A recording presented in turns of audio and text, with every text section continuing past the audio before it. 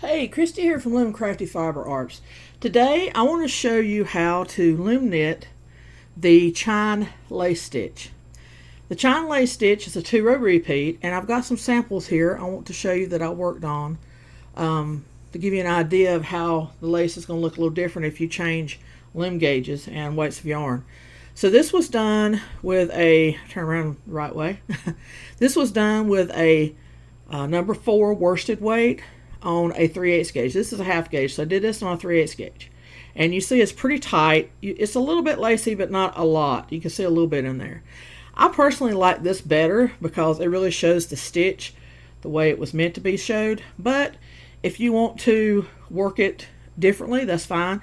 Now this was done on this gauge loom, which is a half gauge, and it's a number 4 worsted weight too. Now you can tell there's just a little bit more room in between here. You can see the laciness a little bit. This is a rib stitch basically with some more texture to it is basically what this is. And this is a 3-weight. I was trying, just never mind the messy bind off, I was trying something different up there. I was experimenting.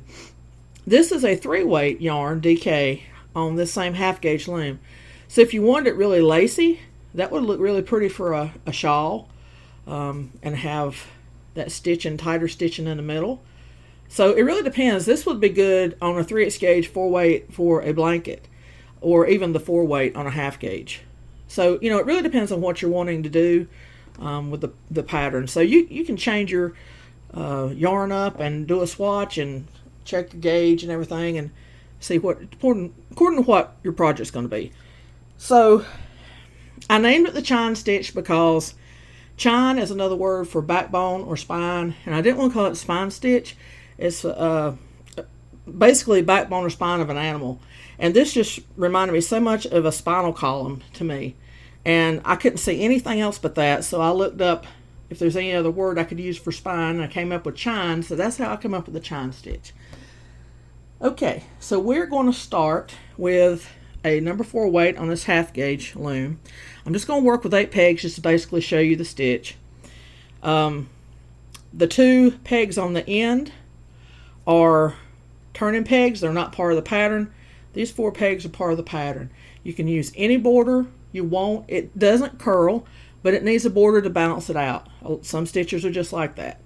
And of course, if you're going to use it for a blanket or something, you would use a border probably anyway, just for it to be decorative. So you'll need a loom, an even pegged loom, divisible by 2. So let's get started. This is our first peg. We're going to slip, ignore it, pretend like it isn't there. And then on this second peg, we're going to purl over 3 times, one right after the other. So there's 1 purl over, wrap around the back, make an E-wrap, and then purl over and snug it up slightly. Another E-wrap and snug it up again. So there's 3 purl overs, okay, on 1 peg. And then the second peg over here, we're just going to call that peg 0. So this is peg 1, this is peg 2. This one we're going to just purl. And that's going to be your pattern going your first row. And this is a flat panel pattern. I did try, someone asked me if I was going to do this in a round. I have tried it in a round and it doesn't look good. It just don't look good on the back. It looks too sloppy.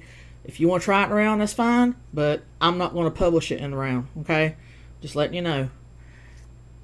Okay, so now we're going to go to our 3rd peg and we're going to repeat 1 purl over, 2 purl overs, 3 purl overs. E-wrap around, scoop up from the bottom, pull the loop down, flip it over. Don't tighten it up too tight or you won't be able to pull or flip your loops over the next row.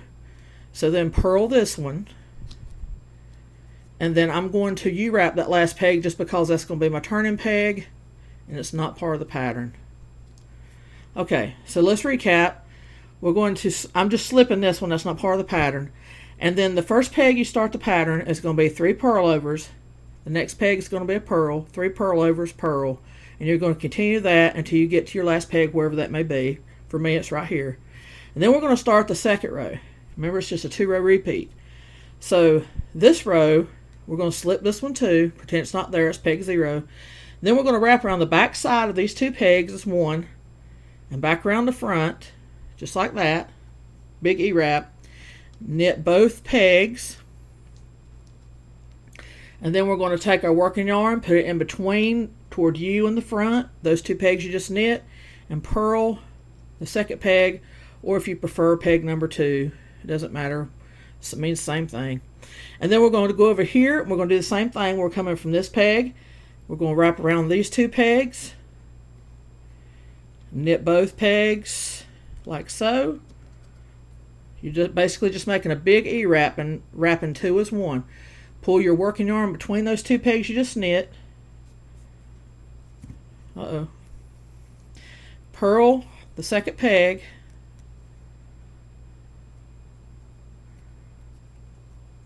And then U-wrap. I'm just U-wrapping because that's my turning peg. And that's it for the Chine stitch. Very easy, 2-row repeat. Wrapping 2, knitting off, purling the second peg, wrapping 2, knitting off, purling the second peg. So if you have any questions for me, leave them in the comments below. Give me some likes, thumbs up, share the video. I greatly appreciate it. Okay, that's it for today. Thank you. Bye-bye.